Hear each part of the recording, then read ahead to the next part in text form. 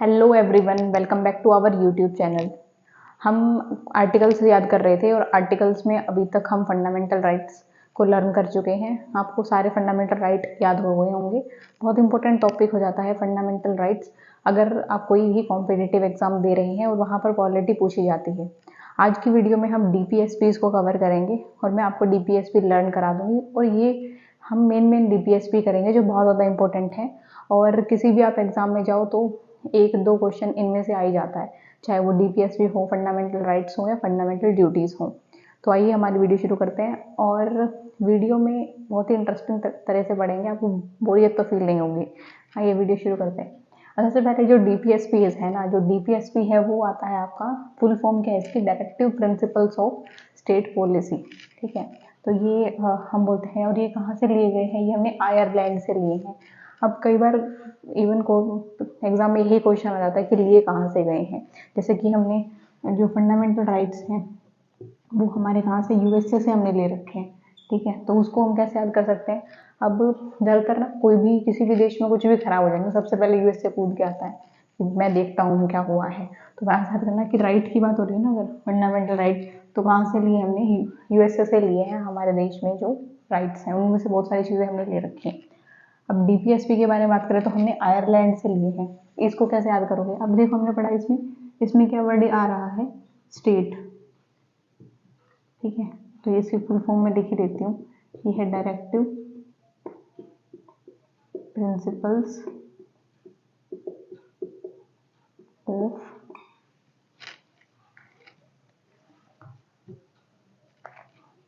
State policy. ठीक है, तो यहाँ पर हमने क्या यूज़ किया है? यहाँ पर हमारा जो स्टेट वर्ड आ रहा है। अब देखो हमारी ज़मीन जो भी है, कोई भी इंसान ज़मीन खरीदता है, ज़मीन कहाँ होती है? लैंड पर ही तो होती है ना। ठीक है, सॉरी, जमीन तो लैंड वही मतलब हो गया। मेरा कहने का मतलब है जो हम जमीन लेते हैं वो किसी स्टेट में होगी, जैसे कोई हरियाणा का होगा, कोई पंजाब का होगा, कोई तमिलनाडु का होगा, तो वो किसी स्टेट में ही होंगे ना उनकी जमीन। तो वहाँ से देख लो लैंड, अगर स्टेट की बात आ जाए तो समझना कि लैंड जमीन से है, तो आयरलैंड आपको याद हो जाएगा। अब इसमें आर्टिकल जो है वो आपके 36 से लेकर 51 है और ये पार्ट 4 में आते हैं। कई बार ये भी पूछ लेते हैं कि भाई कौन से पार्ट में DPSPs हैं। बिल्कुल आसान है, देखो DPSP में 4 आ रहा है ना, DPSP, तो कौन से पार्ट में होगा? 4 में होगा। आर्टिकल्स हम देखते हैं कैसे हम इनको याद करेंगे। देखो सबसे पहला जो 36 37 इतना इंपॉर्टेंट नहीं है, जो इम्पोर्टेंट है वो है 39। उसमें भी जो ए है, ए जहाँ पर भी कैपिटल लेटर में A, B इस तरीके से लिखे होते हैं, वो रिप्रेजेंट कर रहे हैं कि ये हमने कॉन्स्टिट्यूशन में अमेंडमेंट करके ऐड करेंगे, यानी ओरिजिनली ये नहीं थे। तो ये 39A जो है वो हमने अमेंडमेंट किया कॉन्स्टिट्यूशन में और फिर हमने ये ऐड किया। अब इसमें देखते हैं, ये बात करता है फ्री लीगल एड के बारे में, यानी जो बहुत सारे लोग ऐसे हैं जिनके साथ कुछ गलत होता है और उनके पास इतना पैसा नहीं होता कि वो कोई लीगल मतलब कोई लॉयर कर सके या कोई लीगल एड ले सके, तो उनके लिए बोला गया कि आपको फ्री उनको जो है वो सहायता जो है वो प्रोवाइड करवानी है लीगली, जो लॉ से रिलेटेड है। तो 39A के बारे में बात करता है। अब इसको देखो कैसे याद करोगे। अब 3 में अगर आप 3 लिखोगे तो जो हमारा 3 है उसका तय ले लो और 9 लिखोगे तो उसका नय ले लो।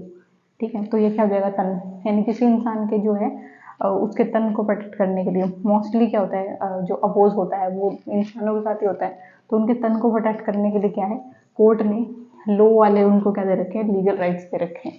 ऐसे आपको 39A जो है वो याद हो जाएगा। अब आ जाओ नेक्स्ट हमारा जो है 40। आर्टिकल जो 40 है वो बात करता है ऑर्गेनाइजेशन ऑफ पंचायत, यानी इस आर्टिकल में ये बोला गया है कि आपको पंचायत को ऑर्गेनाइज करना है, आपको पंचायत वगैरह बनानी है। अब इसको देखो कैसे याद करोगे। इसको हिंदी में कैसे लिखेंगे? ऐसे लिखेंगे, चालीस हो गया था, चाली। ठीक है, चलाता, चाल से मतलब जिसकी चलती है। ठीक है, चाल मतलब चलती है, किसकी चलती है?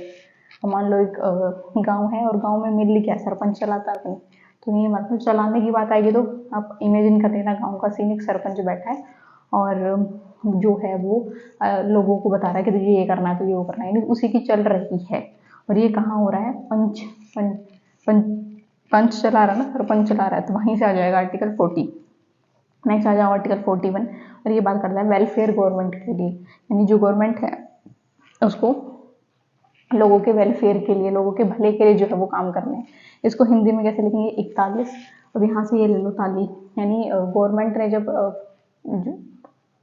अच्छे काम किए, तो उसके बाद क्या हुआ, उसके बाद लोगों ने ताली बजाई, ताली बजा करके क्या किया, गवर्नमेंट को प्रेज किया। तो वहीं साथ कहना कि वेलफेयर कब हुआ, ताली बजाई। तो 41 आर्टिकल इसके बारे में आ जाएगा। उसके बाद है आर्टिकल 42, ये बहुत ज़्यादा जो जिन पे मैं मार्क कर रही हूँ ये बहुत इंपॉर्टेंट है। 40 बहुत ज़्यादा इंपॉर्टेंट है, 42 इंपॉर्टेंट है, जो बात करता है securing just and human work and maternity relief. यानी आपका जो वर्क होना चाहिए, काम ऐसा होना चाहिए जो कि ह्यूमन हो। ह्यूमन का मतलब ये है कि बहुत हार्श काम ना हो या बहुत ज़्यादा स्ट्रिक्ट कह सकते हो, सख्त कोई ज़्यादा काम नहीं होना चाहिए।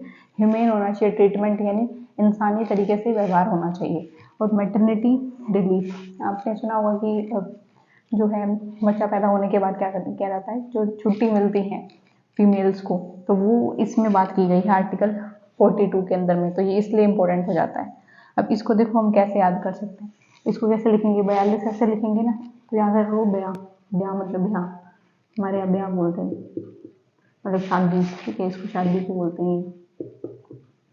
ठीक है कि उसकी शादी होगी, शादी के बाद ये क्या होंगे, बच्चे होंगे, उसके बाद क्या है, उसको मैटरनिटी रिलीफ मिलेंगे। ऐसे आप इसको लिंक कर लो। उसके बाद आ जाओ 43, जो बात करता है fair wages and decent standard of life. यानी जो लाइफ है उसका स्टैंडर्ड कैसा होना चाहिए, डिसेंट होना चाहिए। और आपको जो वेजेस है, यानी अगर आप कोई भी काम कर रहे हो तो उसके वेजेस कैसे मिलने चाहिए आपको, फेयर, मतलब ना आपसे काम बहुत करवाया जा रहा है लेकिन आपको पैसे नहीं दिए जा रहे, तो ऐसा कुछ नहीं करना है। 43 इसके बारे में बात करते हैं। इसको भी देखो कैसे याद करेंगे, छः का चार, चार का छः ले लो, तीन का तय ले लो, और यहाँ पे ले लो चाहत। ठीक है, हर एक इंसान को चाहत होती है किसी अलग अलग चीज़ की।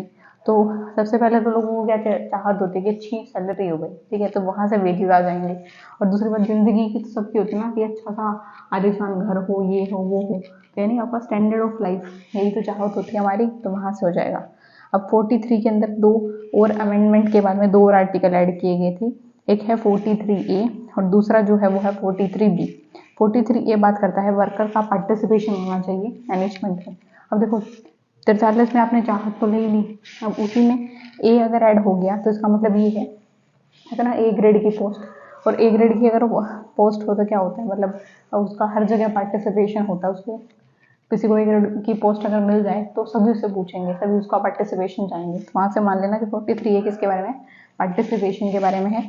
और 43B जो है वो किसके बारे में आ जाएगा, अब किस चीज़ की चाहत है, बी का मतलब होता है इसमें है कोऑपरेटिव सोसाइटी। यानी कोऑपरेटिव सोसाइटी आप उनको प्रमोट करना है, ज़्यादा से ज़्यादा कोऑपरेटिव सोसाइटीज हमें बनानी चाहिए, उसके बारे में बात करता है। तो बी से आप कैसे याद करोगे कि बोल, ठीक है, बोल यानी पूछ रहे हैं उससे किसकी चाहत है, ये चाहत है कि भाई बोल तू।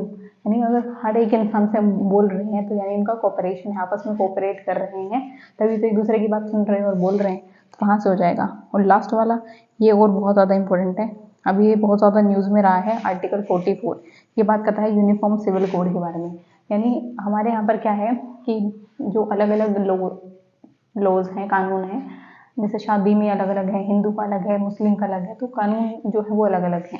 तो ये आर्टिकल ये कहता है कि आपकी जो सिविल कोड है, यानी एक होता है क्रिमिनल कोड, क्रिमिनल चार्जेस सब पे सेम लगते हैं चाहे वो किसी भी धर्म का हो, लेकिन जो सिविल जो कोड है, यानी जो नॉर्मल जो क्रिमिनल केसेस नहीं होते, जो सिविल केसेस होते हैं लाइक चोरी वगैरह इस तरीके की जो चीज़ें होती है, या बाकी जो चीज़ें होती हैं सिविल, जैसे शादी या फिर बच्चा गोद लेना, ये सारी चीज़ें, तो वो जो सिविल केसेस हैं उनमें चीज़ें यूनिफॉर्म होनी चाहिए। ये आर्टिकल 44 बात करता है और ये बहुत ज़्यादा न्यूज़ में भी था।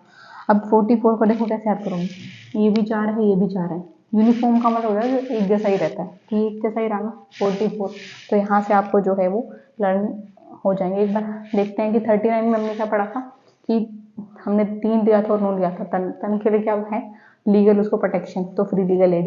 40 में क्या था, 40 चलाता कौन था, पंचायत, तो पंचायत हो जाएंगी। 41 में क्या था, 41 ताली कब बजती है, जब वेलफेयर गवर्नमेंट होती है। 42 में क्या था, 42 ब्याह मतलब शादी जाने, मैटरनिटी रिलीफ।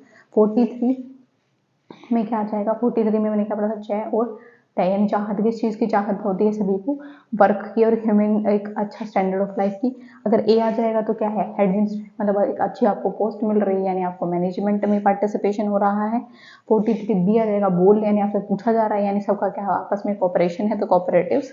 और 44 तो आसान है ही, यूनिफॉर्म होना चाहिए सब कुछ। आई होप आपको ये याद हो गया होगा। अब हमारी वीडियो में जो आपके लिए क्वेश्चन है वो है, अब मुझे ये बताना कि जो हमने फंडामेंटल राइट्स पढ़े थे उसमें एक आर्टिकल मैंने आपको पढ़ाया था 24, ये किसके बारे में है। एक मैंने आपको आर्टिकल पढ़ाया था